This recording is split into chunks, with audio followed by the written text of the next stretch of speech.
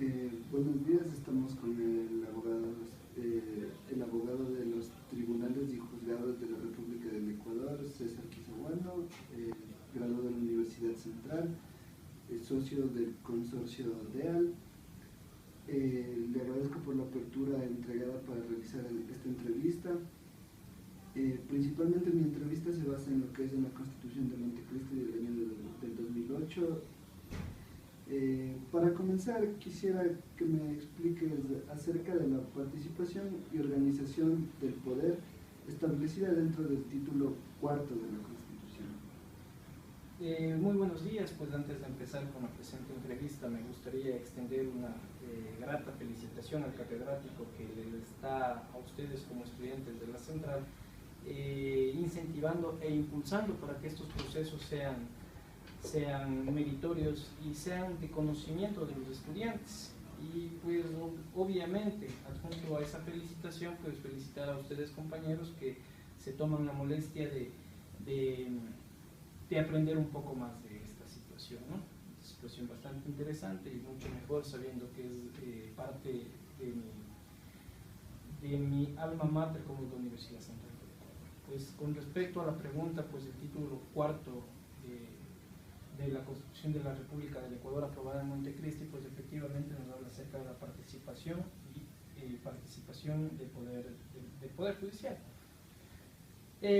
Tomando como consideración el título que la Constitución o que nosotros como mandantes pusimos o aprobamos en Montecristi, pues debo recalcar que antes de la Constitución del 2008 pues existían solo tres poderes del Estado, que eran la función legislativa, la función ejecutiva y la función la función judicial. Gracias, justamente la que nos ocupa. En el 2008 pues se aprobaron dos más, que es la función de transparencia y control social y la función electoral. Pues si nos basamos en lo que especifica la función legislativa está presidida por la Asamblea Nacional. Como verán, pues la Asamblea Nacional es el poder del Estado, pues que se encarga de realizar supuestamente las normas o las leyes que regirán a la sociedad. Como les dije, la Asamblea Nacional tiene su núcleo aquí en la capital de la República del Ecuador, justamente por la avenida Piedrahíta, y la Asamblea Nacional es la encargada de realizar normativa que supuestamente va al apoyo del pueblo ciudadano, del pueblo. La función ejecutiva está presidida por el presidente de la República del Ecuador, el vicepresidente y sus ministros, es decir, la cartera de Estado que ocupa ellos. Pues el presidente de la República del Ecuador es una persona elegida en democracia, elegida por los ciudadanos, elegida en votación libre y voluntaria, cuyo periodo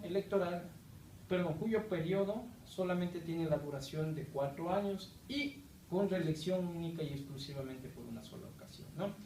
El presidente de la República pues se encarga de aprobar la normativa que la función legislativa le mande o de vetarla, de ser el caso, además de sus demás ocupaciones que también tenga, pero todas las ocupaciones tienen que ser siempre en pro y enfocadas para el pueblo y la ciudadanía en especial, ¿no? Como funciones adicionales creadas en Montecristi, pues se aprobó la función de transparencia y control social.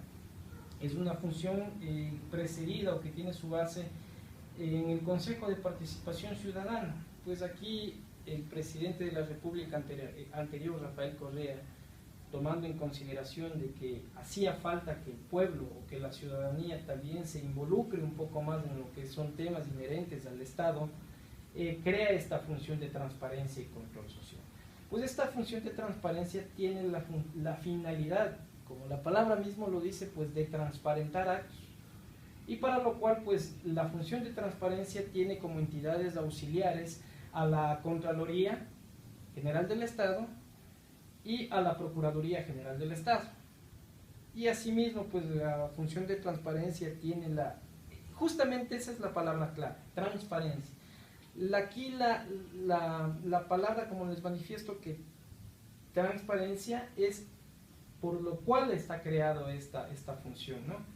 Es decir, transparentar todos los actos que nosotros como ciudadanos otorguemos las facultades al Estado para que el Estado apruebe. Un ejemplo, en el caso de contratación pública. El caso de contratación pública, pues como sabrán ustedes, es una instancia en la cual nosotros como ciudadanos participativos del Estado de Derecho tenemos la opción de contratar con el Estado y de brindarle un servicio al Estado. Pues, para lo cual existe un portal y existe un procedimiento que tiene que seguirse para evitar que los mismos de siempre sean las personas que surtan al Estado. Y ahí es donde también entra la palabra de participación. Entonces, la función de transparencia y control social, pues es lo que hace justamente, es transparentar actos que tengan inherencia con el Estado y transparentar esos actos y controlar a sí mismos esos actos, ¿no? El Consejo de Participación Ciudadana y Control Electoral, pues hizo única y exclusiva, existía como organismo auxiliar del Estado, pero más no como función del Estado. El Consejo Nacional Electoral era un organismo que se encarga, y hasta la fecha, se encarga de que exista transparencias en elecciones populares, como sabrán, pues estamos en un estado de democracia, pues y el estado de democracia es la libertad de elegir y ser elegido, básicamente. Y justamente pues esta función se encarga de eso, se encarga de velar que tú tengas el goce de ese derecho, que tú tengas el goce de la participación, que tú puedas candidatizarte y que tú puedas o tengas la oportunidad de ganar. Entonces, en el Consejo de Participación, la función electoral, a través del Consejo Nacional Electoral, es el organismo encargado para velar que la democracia se cumpla en elecciones populares. Y es lo que supuestamente debería de garantizar. Lamentablemente ha existido varias anomalías, y siendo un poco críticos, pues en anteriores elecciones, el simple hecho de que justamente cuando exista conteo, pues se les vaya la luz o se les caiga el sistema, pues da pie para que el Consejo de Transparencia y Control Social pues haya buscado o haya determinado culpabilidad. Y es justamente por eso que a la actual presidenta del Consejo Nacional Electoral se la está llamando a un juicio político. Entonces, claro, sí, dígame. Lo que nos da a entender es que estas nuevas funciones, principalmente la función de control y transparencia social, se basa en tratar de evitar amaños en lo que es la contratación pública. ¿Para esto es que se crea? No solamente para evitar amaños dentro de la contratación pública, tiene más funciones, tiene más finalidades. Las finalidades son varias y entre las cuales puedo nombrarte varios ejemplos. Por ejemplo, cuando existe méritos o concursos de méritos de oposición, el Consejo o la función de transparencia y control social pues es la encargada de velar por la transparencia de ese concurso, con la finalidad de que vea que las personas más idóneas estén en los cargos que se merecen, pues, no o está en contra de la cuestión de la dedocracia como se utilizaba antes, ¿no?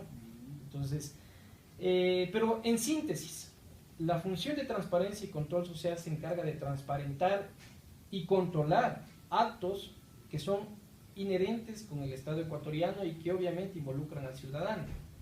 Entonces, los dos ejemplos que yo te puse son solamente eso, ejemplos, pero la función de transparencia tiene muchísimas más funciones.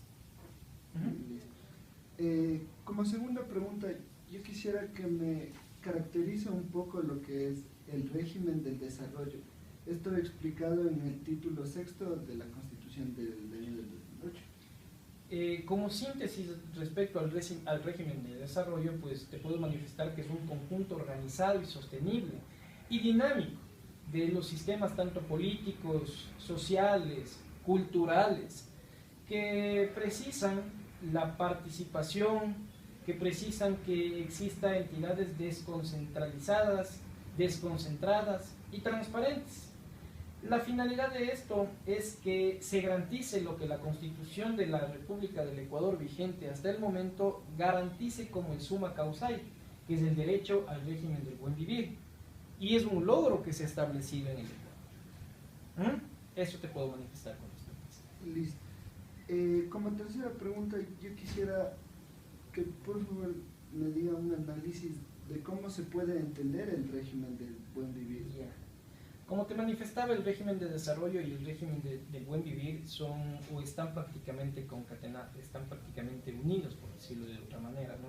El régimen de desarrollo es un conjunto organizado y sostenible, como les dije, y además de brindar políticas de participación y políticas públicas que garanticen el desarrollo bueno, el desarrollo íntegro de un país.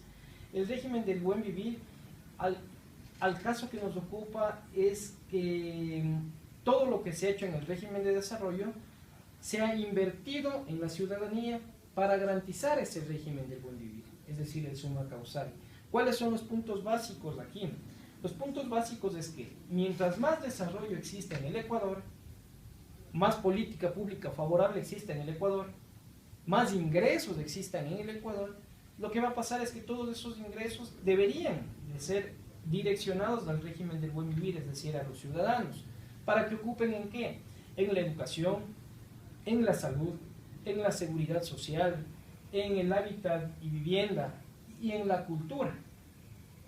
Una vez que tengamos todo eso íntegro y todo eso gratuito, como lo dice la Constitución, pues estaríamos hablando de que exista un desarrollo integral, una garantía del buen vivir oportuna y eficaz. Esto nos da a entender que para que exista el régimen del buen vivir debe ser aplicado bajo las leyes del régimen de desarrollo. Es decir, que el régimen de desarrollo da una apertura para el del buen vivir. O sea, sí, en general debe de haber concordancia entre eso.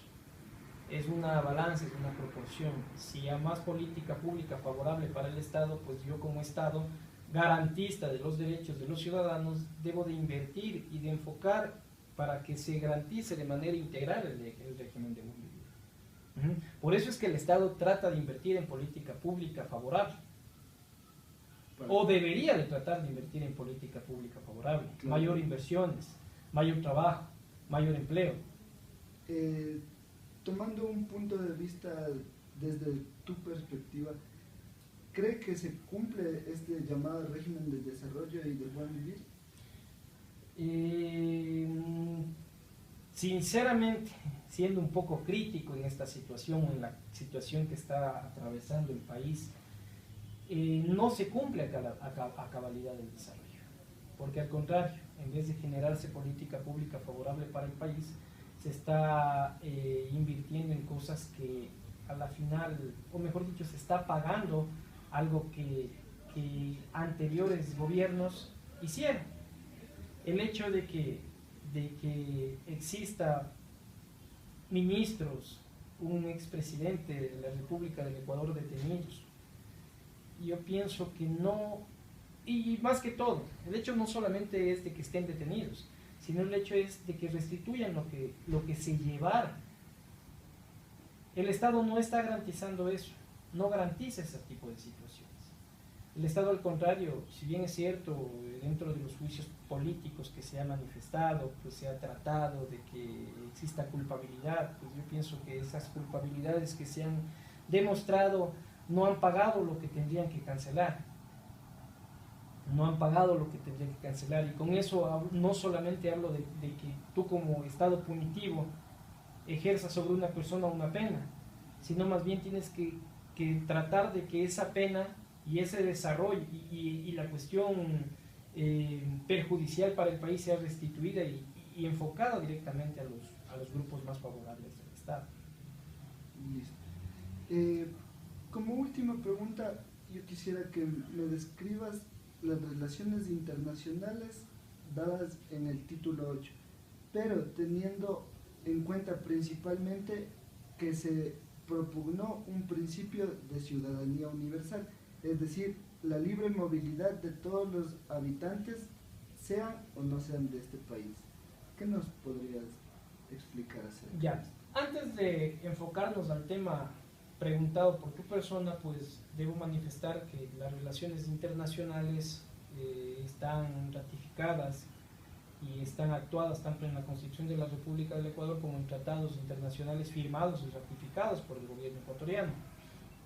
La comunidad internacional responde directamente a los intereses del pueblo. ¿Eso qué quiere decir?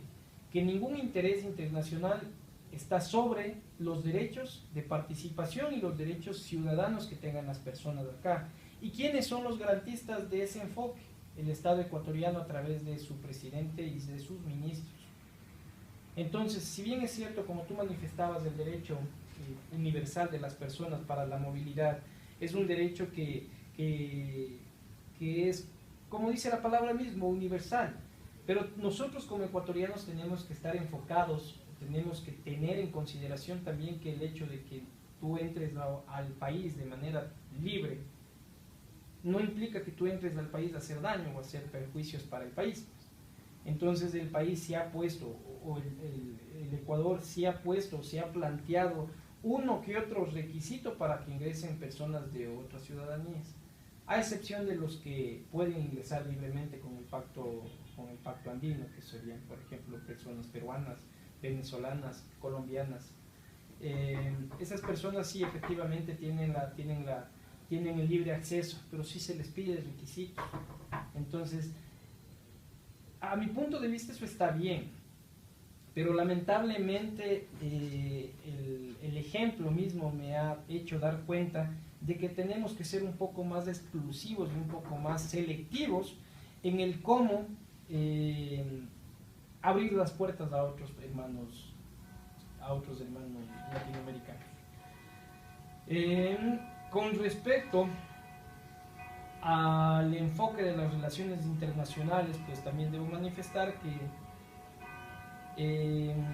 los organismos internacionales tienen la prohibición de ingerir o de tener injerencia directa dentro de las decisiones que nosotros como país independiente tomemos. Los estados internacionales están para velar que exista una paz y una armonía entre todos los países, y eso es algo que tenemos nosotros que seguir promulgando, y eso está inmerso en la Constitución de la República del Ecuador. ¿Alguna pregunta?